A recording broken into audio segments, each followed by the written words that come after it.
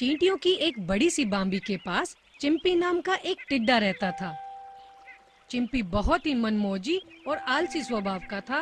वह कोई काम नहीं करता था। दिन भर उछलता कूदता और फिर धूप में आराम से सो जाता। वाह, गर्मी का मौसम कितना सुंदर है। तरह तरह की खाने की चीजें और सोने के लिए नरम नरम घास। जिंदगी कितनी आरामदायक है। एक दिन जब चिंपी उछलता कूदता हुआ चींटियों की बांबी के पास से गुजर रहा था, तो उसने देखा कि एक सेब उसकी ओर चलता हुआ आ रहा है। सेब को चलता हुआ देखकर चिंपी को बहुत आश्चर्य हुआ और उसने सोचा, वाह, लगता है गर्मी के मौसम में फल भी चलने लगे हैं। अब मुझे खाने के लिए मेहनत नहीं करनी पड़ेगी। खाना मेरे पास खुद ही चल कर आ जाएगा। आ जाओ प्यारे प्यारे सेब, जल्दी से मेरे हाथ में आ जाओ। पर सेब चिंपी के हाथ में नहीं आया और उसके किनारे से निकल गया। तुम कहाँ जा रहे हो? अभी मेरे हाथ में आ जाओ। पर सेब तो धीरे धीरे आगे बढ़ता गया और यह देखकर चिंपी को थोड़ा गुस्सा आया। वो सेब के आगे जाकर खड़ा हो गया और बोला, रुक जाओ। सेब अचानक चलना बंद हो गया और उसके नीचे से एक चींटी बाहर निकली। क्या हुआ चिंपी, तुम हमारा रास्ता क्यों रोक रहे हो? अरे चींटी बहन, तुम? मुझे तो लगा जंगल में फलों के पैर निकल आए हैं। तुम कितने आलसी हो चिंपी, हमेशा मेहनत ना करने के ही सपने देखते रहते हो। कभी तो कुछ काम किया करो। इतने सुंदर मौसम में काम करने की क्या जरूरत है? मैं तो वैसे भी अकेला हूँ। मुझे मेहनत करने की कोई आवश्यकता ही नहीं है। वैसे तुम ये सेब लेकर कहाँ जा रही हो?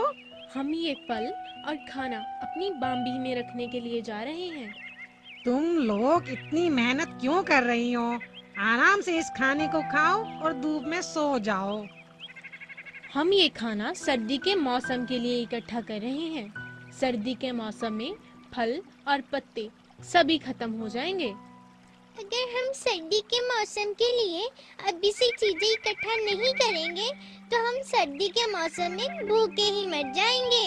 हाँ चिंपी, तुम्हें भी अभी से अपने लिए खाना इकट्ठा करना चाहिए, वरना जब सर्दी का मौसम आएगा तो तुम्हारे पास खाने के लिए कुछ नहीं होगा। चिंपी को चींटियों की यह बात पसंद नहीं आई। उसने उनका मजाक बनाते हुए कहा, तुम चींटियां कितनी बेवकूफ हो। इतने सुहाने मौसम का आनंद लेने के बजाय तुम खाना इकट्ठा कर रही हो। मुझे विश्वास है कि सर्दी के मौसम में भी खाने के लिए कुछ न कुछ जरूर मिलेगा। मैं तो चला पत्ते खाने। यह कहकर चिंपी वहाँ से चला गया।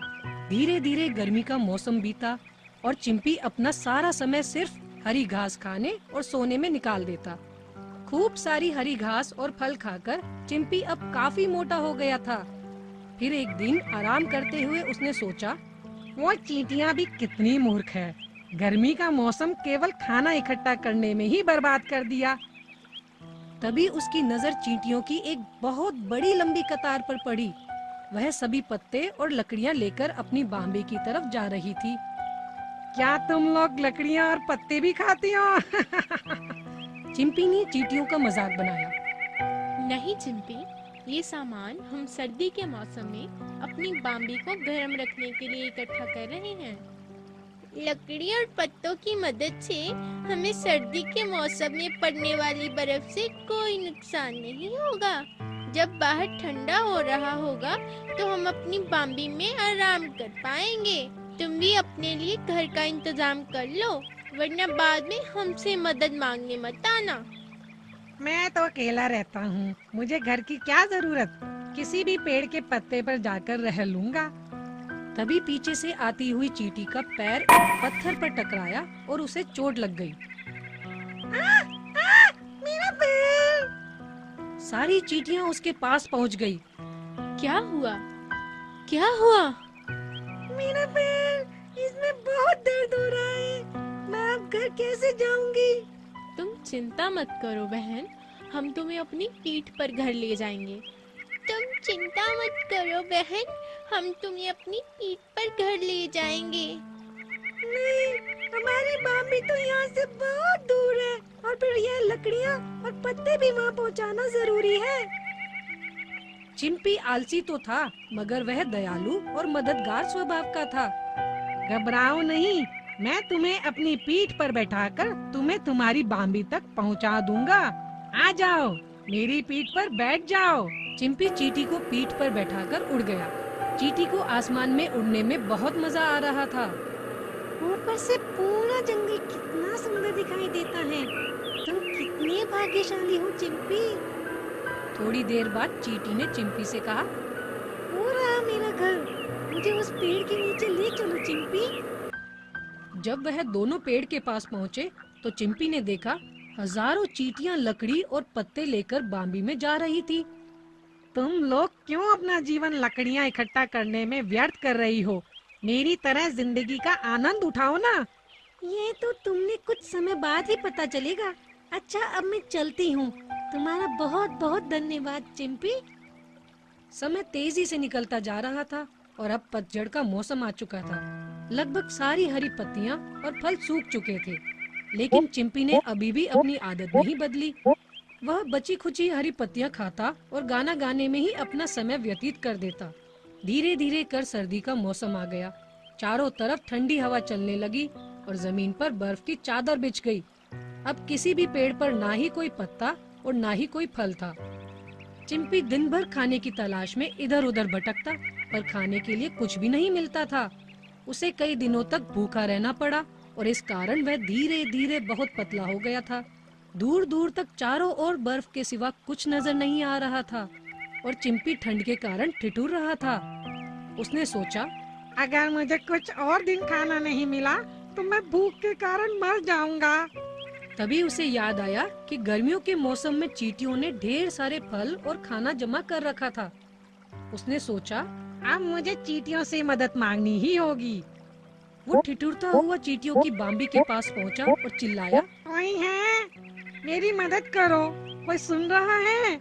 मुझे बचाओ। चिंपी की आवाज सुनकर चींटियां बाहर आ गई। क्या हुआ चिंपी, क्यों चिल्ला रहे हो? मेरी मदद करो। क्या तुम मुझे खाने के लिए कुछ दे सकती हो? मैंने बहुत दिनों से कुछ नहीं खाया है। क्या हुआ चिंपी, तुम तो कहते थे तुम्हें मेहनत करने की जरूरत ही नहीं है, सर्दियों में भी भोजन का इंतजाम कर लोगे, फिर अब क्या हुआ? तुमने गर्मियों के मौसम का सदुपयोग खाना इकट्ठा करने के लिए किया, जबकि मैंने सारा समय केवल खाने और आराम में बिता दिया।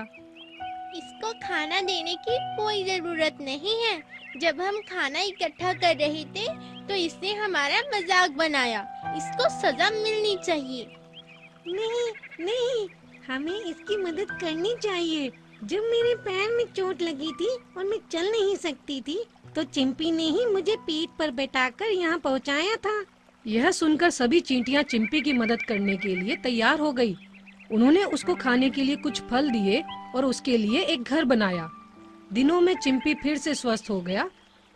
वह अपने घर से बाहर आया और चींटियों का धन्यवाद किया। तुम्हारा बहुत बहुत धन्यवाद चींटियों, तुमने मेरी जान बचा ली। अब मैं अपना सबक सीख गया हूँ।